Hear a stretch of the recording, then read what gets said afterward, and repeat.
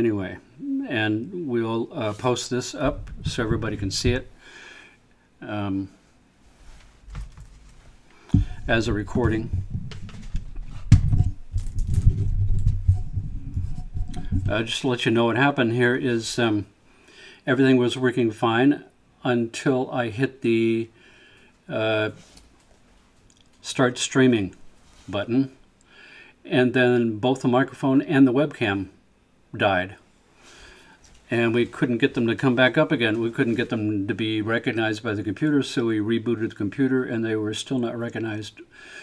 So we weren't quite sure what the heck was going on, and after rebooting a couple of times and plugging and unplugging, they finally got working and got recognized. So whenever forces larger than me take over, I surrender, and that was what was supposed to happen, you know. I did want to start with a couple of announcements. Number one, it's many of the sounds that I play on this live stream have a lot of really low frequencies, and those frequencies will not play through your cell phone or through your laptop, because the speakers are too small in diameter to play the really low frequencies that a lot of these sounds have. So my suggestion is always have a set of headphones or earbuds to listen to this broadcast, because whenever I play a sound sample, many of you won't be able to hear it because the frequencies are too low. Like when I played the elemental oxygen sounds, and particularly the iron sounds from the elements of the periodic table, people couldn't hear it because those are all very low frequencies. Number two, it is Mother's Day today. So happy Mother's Day to anybody out there who is a mother. And there's a couple of summits that I'm part of, and those summits are coming up soon. One summit is the Transformational Sound Therapy Summit, and that starts today, May 10th. And actually, the summit itself doesn't start. It opens up for a pre-summit 4 days of, there's kind of a workshop questionnaire to align you with what you're looking for and which speakers you might want to see or listen to. It's a 4-day summit, and it starts on Thursday, May 14th.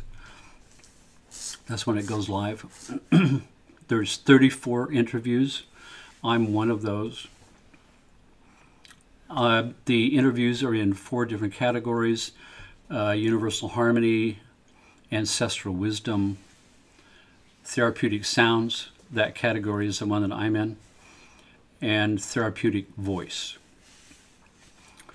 We're going to post the link and information about that on my Instagram and YouTube and Facebook page, the one that has the ad for this particular talk with information underneath that. Shay will also type that into chat, so it's in the chat. The second one is a cancer summit, and even though this group is not necessarily a cancer group, most of us know someone who's got cancer or who is in that mode right now. So I'm just sticking this out there because it's a good resource, and the fellow who's setting it up, Court Davies, is become a friend of mine. If you look him up, you can see his TED Talk on his journey with cancer. Cort, C-O-R-T, Davies. Anyway, the name of that summit is One Habit to Beat Cancer Summit. Goes live on May 25th to June 3rd. And I'm part of that summit as well. There's an interview with me and him on YouTube. And Shay will put that into the chat window as well. But if you go to YouTube, the address is, listen carefully, youtube.com/C, as in cat, / Dr. Jeffrey Thompson, DC, for Doctor of Chiropractic. youtube.com/C / Dr. Jeffrey Thompson, DC. And you'll see that interview with me and Cort Davies. I think that's everything there. Today we're going to talk about brainwaves. And this is in the larger context of what we're attempting to do here anyway, which is link people's brainwaves together with brainwave entrainment in order to create a mind link among a number of people, hopefully to get to a critical number of people so that we can make change at a quantum field, in which case we have to manage what our expectation is of what we're wishing for, what we want the next moment to be, what we would like the world to be. So part of the reason why I'm putting these soundtracks available for everybody each week is to spend time during the week to listen to these soundtracks and focus on what that vision might be. And the whole idea of brain entrainment is in training brainwaves, and brainwaves are entrained because of the coupled oscillator effect, which is things in the universe want to oscillate together in time with each other to save energy. And with brainwaves, we watch the fact that the neurons in the brain don't fire at random, they fire in synchronicity with each other according to this coupled oscillator effect. So we get sweeps of depolarization of the neurons in the brain in waves of depolarization. That's why we call it brainwaves.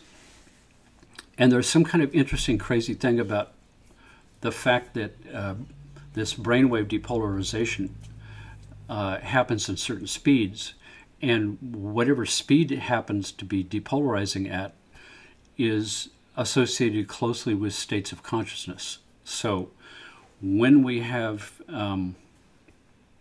brainwaves that are sweeping across the cortex anywhere from 13 times per second all the way up to 38 times per second, we call that beta brain function. That's externally focused, kind of left brain, linear thinking, focused on a task, focused on a single thing. And when the brainwaves slow down below 13 hertz and you go into the alpha range, and that range is 7 to 13, and this all depends on which textbook you're reading, because you have to understand that these ranges of brainwaves where beta is 13 to 38 and alpha is 3.5 to 7 and alpha is 13 to 7 and theta is 7 to about 3.5 and delta is 3.5 down to about 0.5. Those ranges are set by studies of large groups of people hooked up to EEG, and it's really a bell curve study. So 80% of the people on a bell curve have their beta function between 13 and 38 hertz. But if you're one of those kind of people, like probably most of us are, because we're here listening to this crazy guy with a ponytail talk, we're already not part of the 80%. We are probably off on the 20%. And if that's the case, then your brainwaves don't fall within that bracket at all. Your brainwaves are unique, and they could be any place. Your beta function may not start at 13, it may start at 17. Or it may start at 13. Or it might start at 10. You don't know. Bell curve studies only have to do with large groups of people. So as soon as you meet one person, as soon as a patient walks into my office, bell curves disappear. There's no way of knowing where this person is on a bell curve, except I discovered a way of finding out. And that's this technique with biotuning and the heart rate variability, and I will explain that, but not right this minute. It's a more lengthy explanation. But there's a series of things that spin from that, because if your autonomic nervous system is not in a state of balance like it should be, and the sympathetic nervous system is stuck on, and you're burning up all your resources running a fight or flight response, which is pulling resources from all over your body and pumping it into your muscle to fight for your life, you can't heal. And when you burn up all your resources for long enough, you start to get sick. And the sickness can be any kind of disease that you can imagine. And the fix for that is to right the system at its core so that the internal physician program can start to use the energy that's come back into your reservoir and start to untangle the series of problems that have resulted from running this fight or flight response all the time. And my innovation is being able to force it to come back to this balance point with a precisely tuned sound frequency.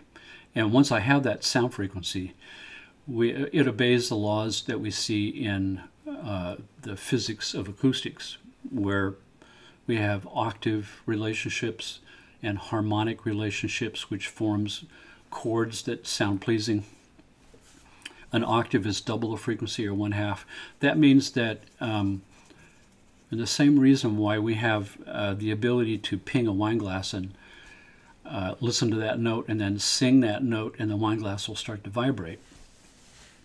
If we sing any octave of that note, the wine glass will also vibrate. And as we saw before with the elements of the periodic table, that idea of an octave relationship between things extends all the way up to the color frequency range, where there's millions of cycles per second of a color frequency that has a relationship to sound frequencies and ultimately would have a relationship with the wine glass.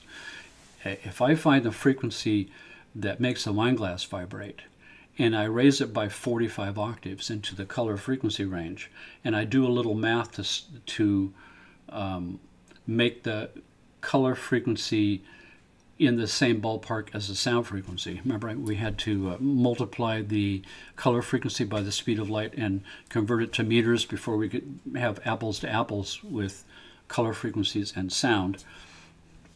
If we did the math right, and we had a device that could shine a precise angstrom frequency color, the octave color of the sound that makes the wine glass vibrate, we should theoretically be able to shine this color onto the wine glass and have the wine glass vibrate.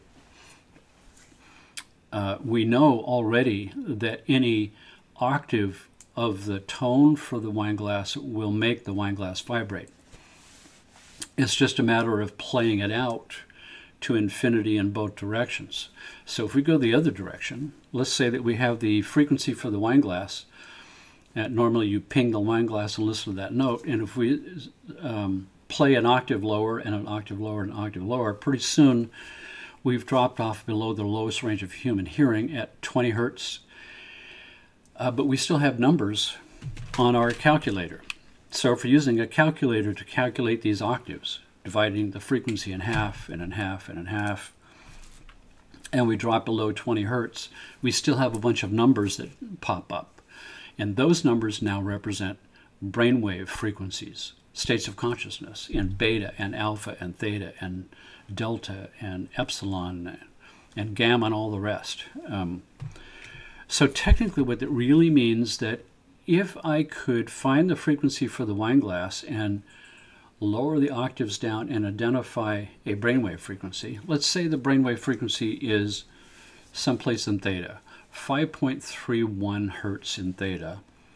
And if I use binaural beats to entrain your brain waves to 5.31 hertz theta, technically I have picked the lock of a relationship between your state of consciousness and the wine glass. You should be able to make the wine glass resonate with the state of mind because there's still an octave relationship. And this is essentially what I'm doing with the biotuning idea. The wine glass is your autonomic nervous system, sympathetic, parasympathetic, fluctuating around every second.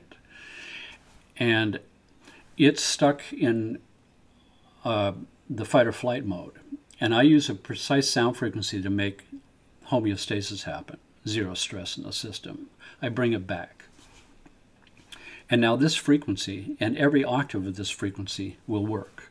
If I went 45 octaves up and I found the color frequency for that, and I had a device that could shine that exact color frequency, and I did the conversion math, if I shone that color frequency onto your body, I should get homeostasis on my heart rate variability device. So this would be my version of scientific color therapy. On the other hand, if I take this frequency that causes the autonomic nervous system to balance, and I drop the octaves, and I keep dropping those octaves until I identify a series of brain frequencies. And now we've got a brain frequency that's a perfect octave to a couple of decimal points to the frequency that causes homeostasis in the autonomic nervous system. And I use brainwave entrainment to entrain your brainwaves to that brainwave frequency. That's an octave. Then your state of consciousness should make homeostasis happen in the autonomic nervous system.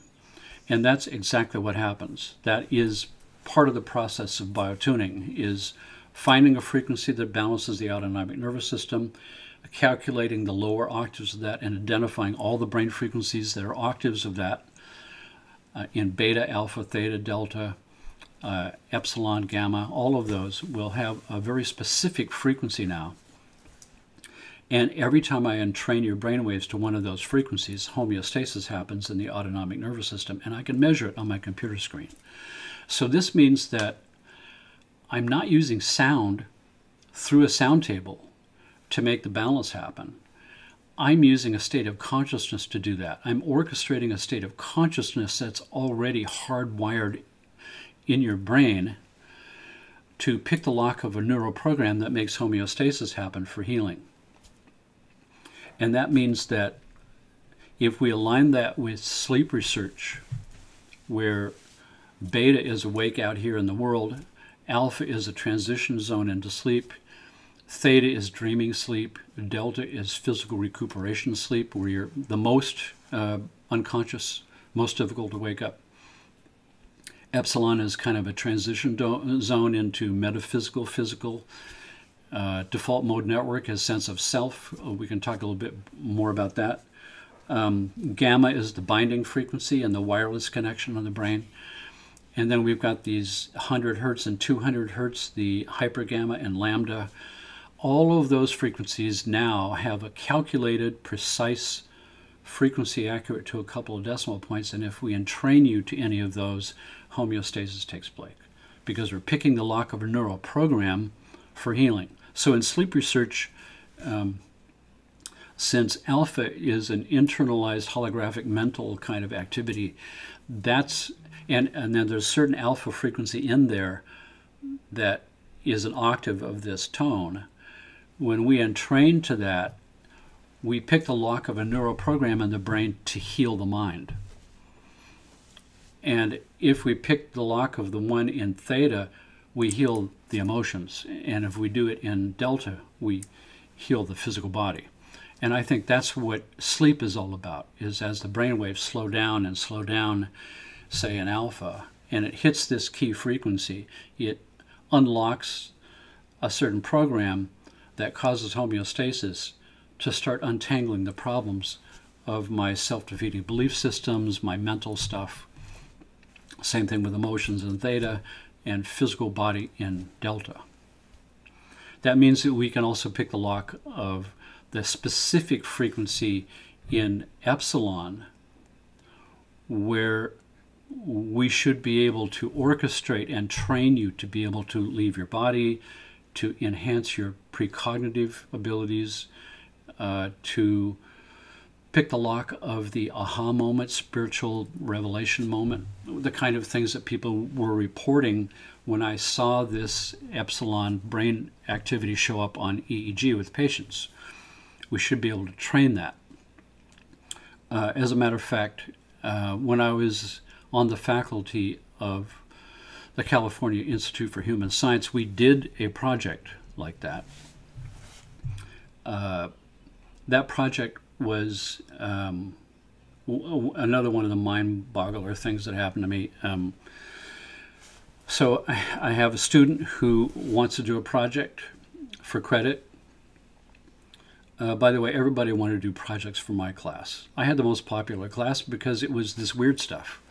Everybody wanted to be part of my class. So we had a really cool group of people, and we had a lot of crazy fun together. Anyway, so this one project was, the student comes to me and wants to do a project to see if he can boost precognitive ability. My ability to see what's going to happen, see the future. And there's actually a test for that. It's called the Zanar card test. And the Zanar cards are these 5 cards. They're large cards, and each card has a primary symbol on it.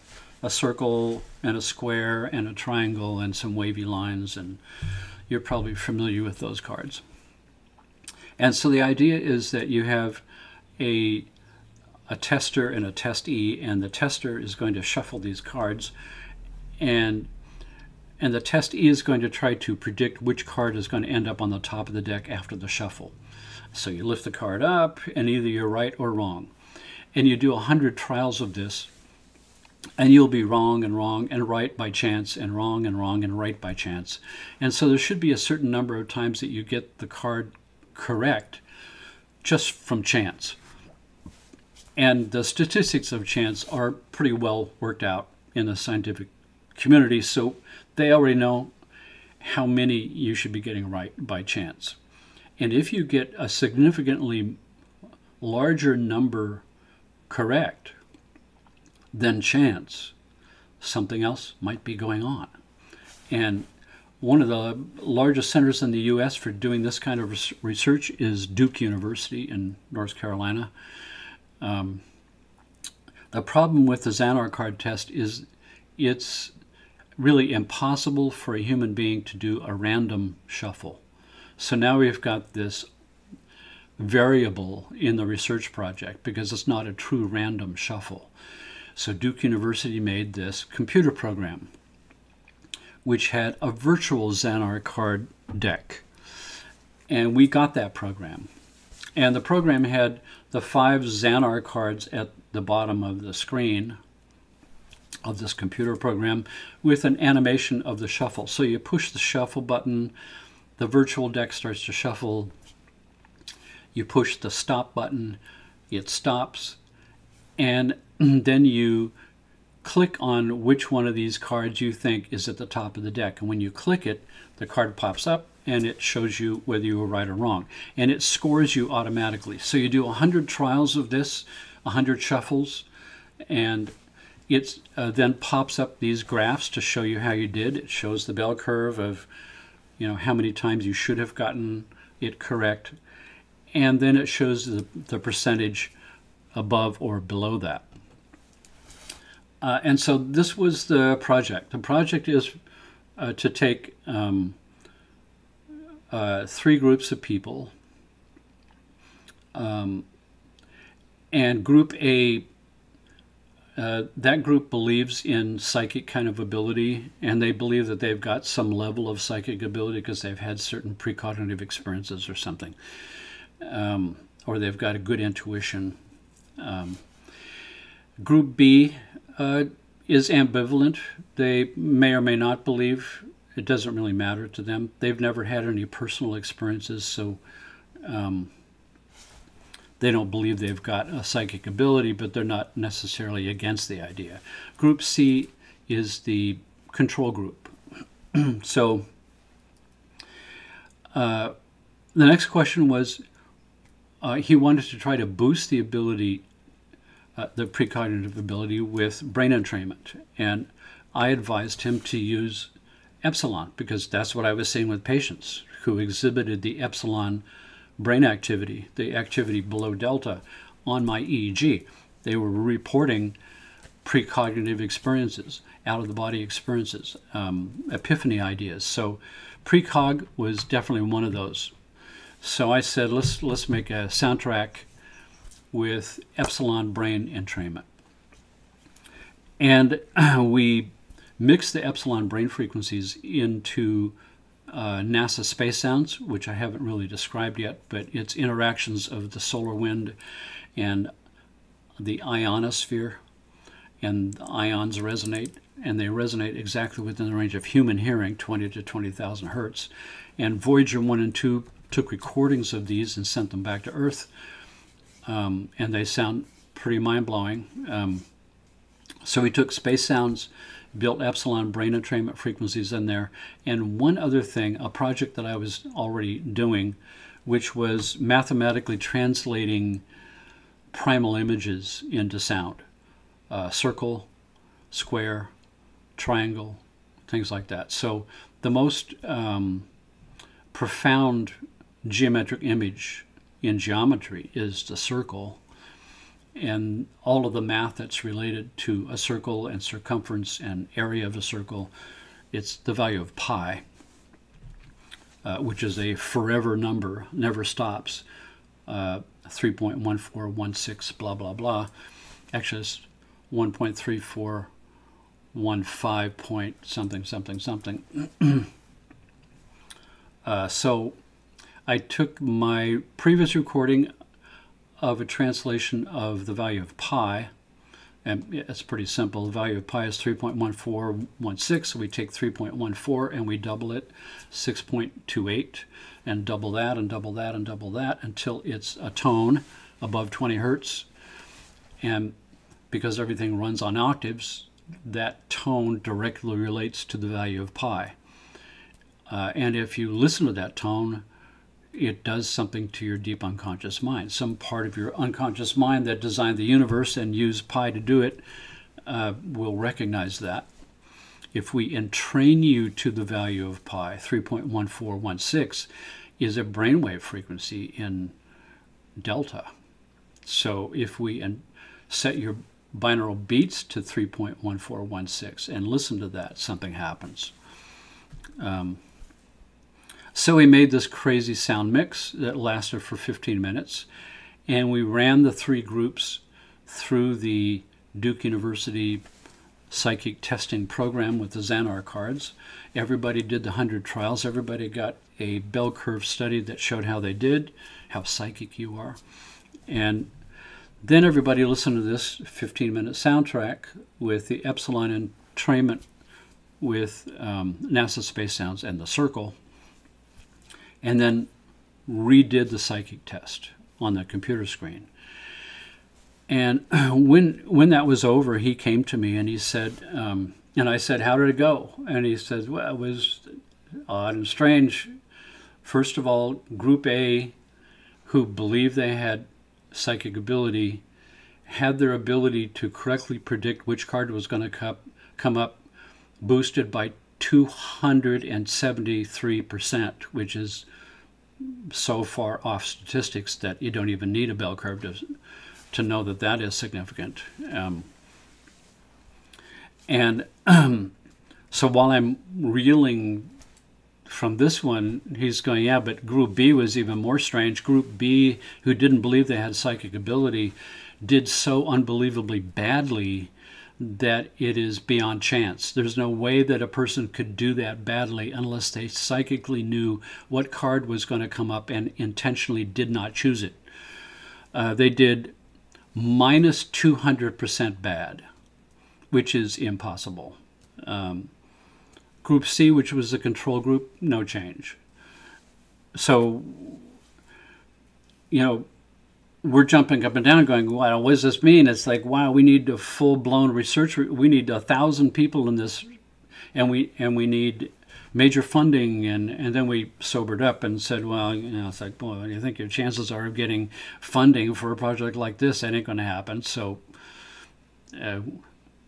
after we cooled off, we kind of started joking around and saying, well, why don't we just listen to this soundtrack for a month and then go to the track or go to Vegas? The upshot of that is if you take your headphones out and plug them in, I'm going to play a sample of this track for you for a few minutes.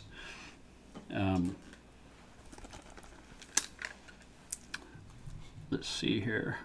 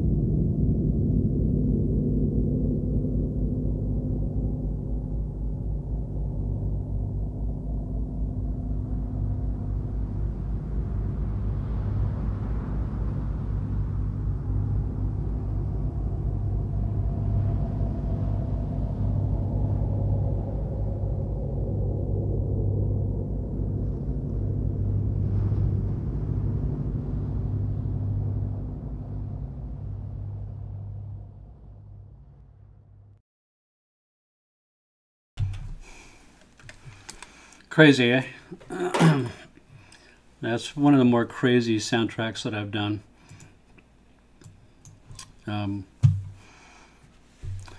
So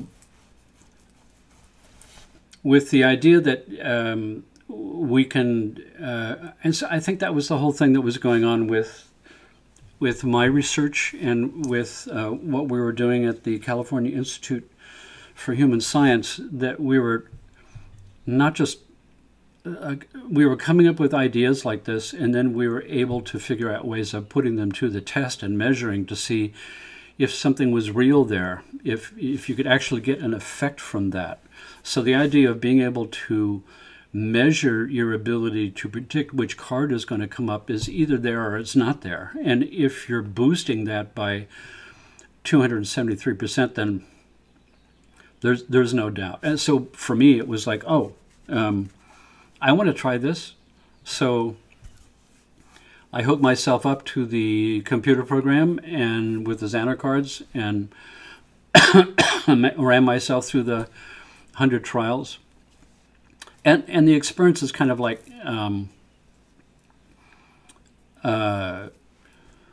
you know, you hit the shuffle button, and then you hit the stop button, and you say this card, wrong, this card, wrong, this card, wrong, this card, right. Oh, I'm psychic. No, I know it's just by chance.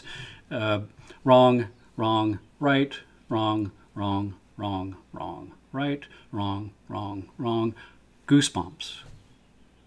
All of a sudden, I absolutely knew with a goosebump experience that which card it was. And when I clicked that card, and that card came up right, I knew the difference between chance and a psychic ability.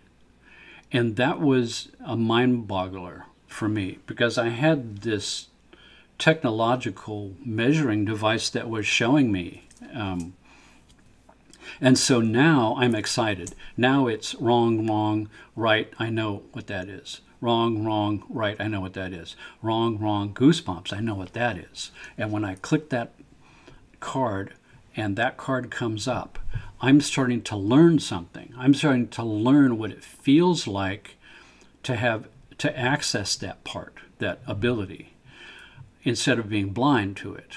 I have a measuring way of training me, of going to a gym to train that. And it became exciting, and the excitement actually improved my ability. The more excited about it I became, the more ability I had to do it, which was a positive feedback loop. And at the end of that, I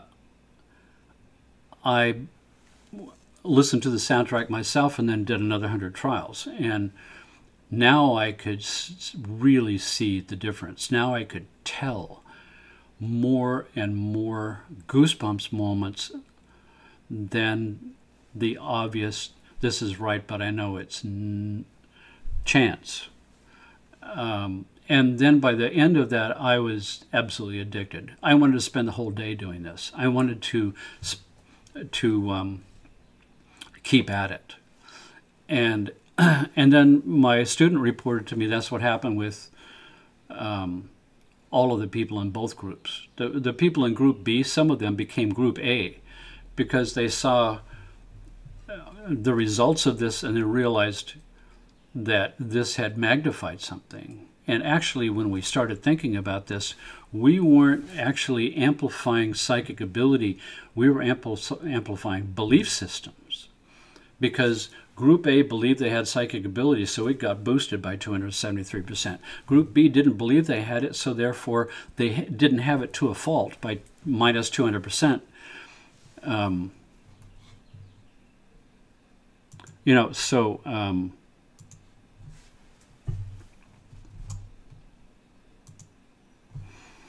you know, the whole experience was kind of a mind-boggler for us. So I want to show you a picture here. Let me just find it first. So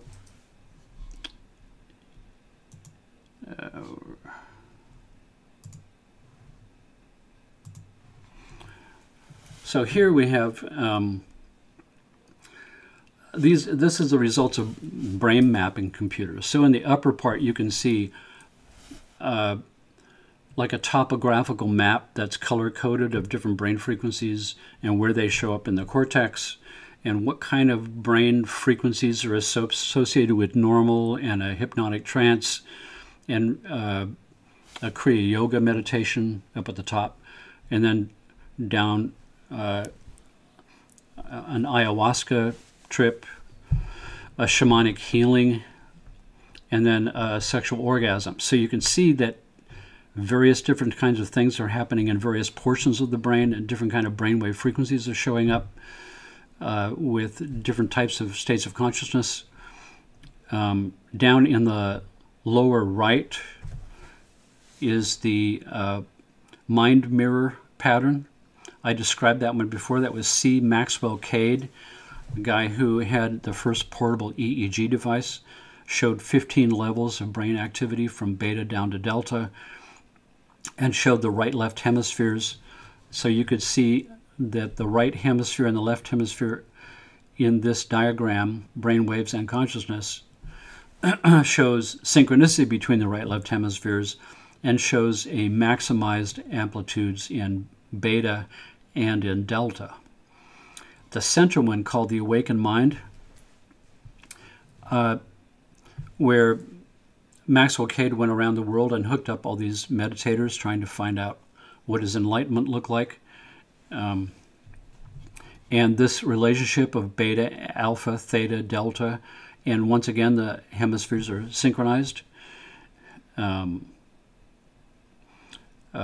These two monks are from the Dalai Lama's program.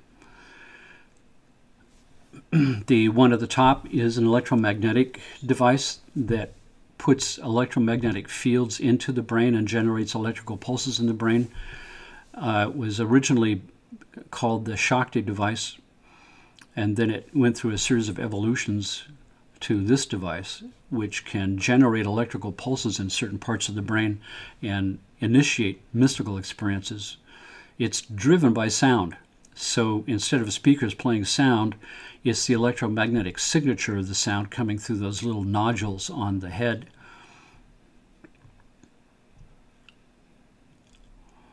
I'm going to go forward to, this is Auditory Beats in the Brain with Gerald Oster, that Scientific American article. This is when I went to school. This is what we learned was all that was going on in the brain. Beta, low amplitude at the top, alpha, theta, and delta. And then I discovered below delta activity with larger amplitude brain waves in 1989. And I called it epsilon. And since that time, we've explored all kinds of regions of brain activity in the brain, and we've come up with more than is anywhere in Indian literature.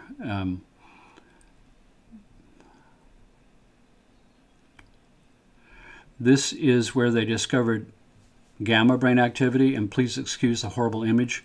This is open brain surgery where they put the electrodes directly on the brain, and that's when they first picked up gamma brain activity and hypergamma at 100 hertz and lambda at 200 hertz. This was the Dalai Lama's program at the University of Wisconsin with the fMRI machines and sophisticated brain mapping computers. And what that showed was massive amplitudes of gamma brain activity. This is a partial list of brain frequencies that we work with in my center. So you can see that beta is divided into kind of low beta and high beta. Beta from 13 to 30 hertz, and then from 30 to 40 hertz is high beta, and then it goes into gamma at 40 hertz, and 100 hertz is hyper gamma, and 200 hertz is lambda. And then the next one, the yellow letters down, alpha, 7 to 13 hertz. And then there's a place between beta and alpha that I call the beta-alpha bridge. Nobody's doing this kind of work. It would be the exact place where beta changes to alpha. But it's neither one of them, and it's both. And what clued me into this was some of my news feeds where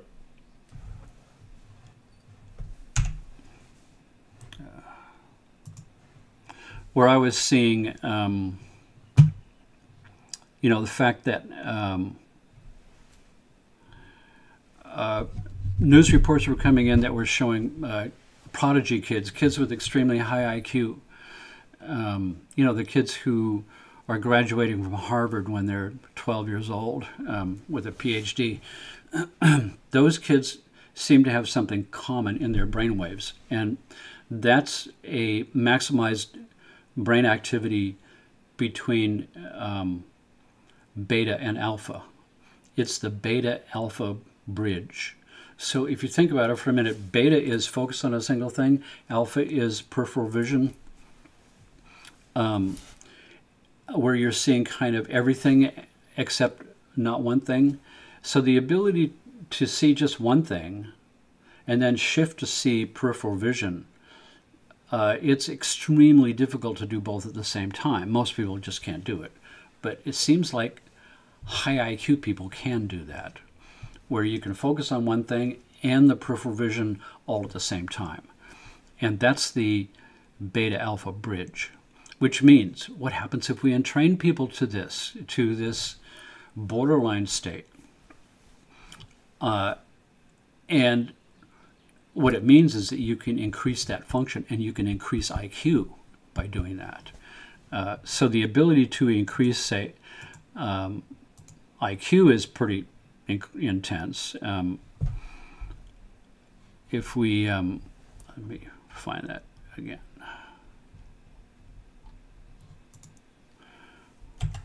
So, I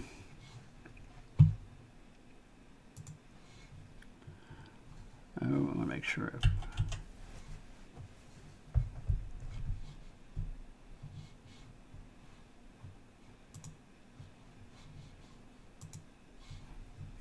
Anyway, so the idea that we can go between beta and alpha and theta, that there's a bridge between alpha and theta, and alpha is mental activity and theta is emotional activity. The borderline between those two would be sort of emotional intelligence. And if you remember that alpha is between 7 and 13 hertz, and theta is between 3.5 to 7 hertz. So that means that and depending on which textbook you read, it could be 4 to 8 or 3.5 to 7 or whatever. It means that the borderline between alpha and theta is somewhere around 7 to 8 hertz. And that's where the Schumann resonance is. 7.83 hertz of the ionosphere cavity between the atmosphere and the Earth's surface. And the ionosphere reflects electromagnetic frequencies, so they bounce back and forth, and the bounce speed is 7.83 hertz. It's electromagnetic, and it affects our systems. So in training to that would entrain to the Schumann resonance, and it could train up my function of my mind and my emotions being able to talk to each other better. Theta delta, that's more the borderline between that would be around 3.5 to 4 hertz, and that's where you go to access long-term memory. And I actually turned that into a business at one point with professionals studying for board and bar exams, playing this in the background that opens your brain to its long-term memory storehouse, so all the information goes directly in and you don't have to memorize it. Then there's the epsilon frequencies that are below delta, and the default mode network frequencies below epsilon. And currently I'm exploring brain frequencies below default mode network. I call it Iota. So just as when I've discovered epsilon and I realized that what they had taught us was not so, that there is a basement under the floor that they told us was not there, I'm wondering, what about the sub-basement? How far does this go? And I don't think there may be an end to it. So I began exploring lower than epsilon. And, you know, a couple of decades later, they discovered default mode network, which is where I already was exploring. And so I'm going to keep doing that. Right now I'm exploring extremely low brain entrainment frequencies that I call Iota, which is below 1 pulse every 20 seconds. That's still default mode network. So I'm doing 1 pulse every 40 seconds to 1 pulse every 80 seconds to see what happens with that. Today we're going to explore the nosebleed zone of consciousness, the Lambda 200 hertz brain activity frequency. And once again, we're going to need our headphones, and we're going to, this is going to be for 10 minutes, not 5, and I'm going to post this as a giveaway as well, this same soundtrack, for you to take home and use.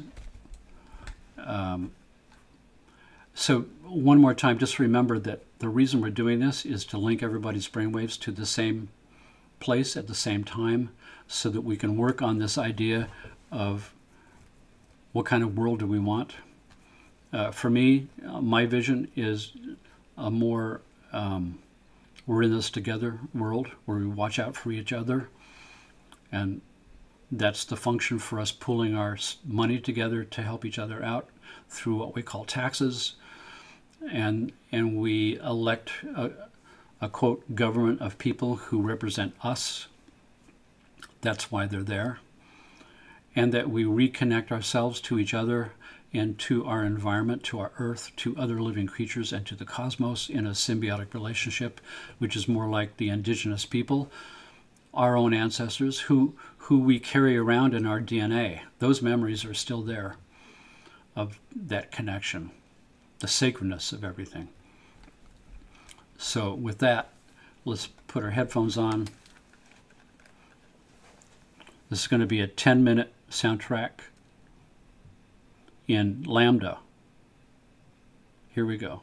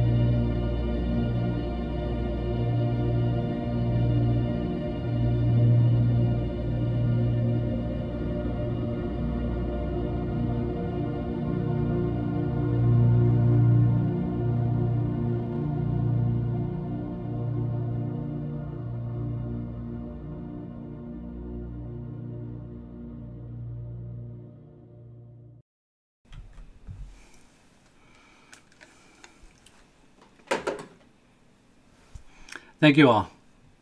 Happy Mother's Day. Until next time.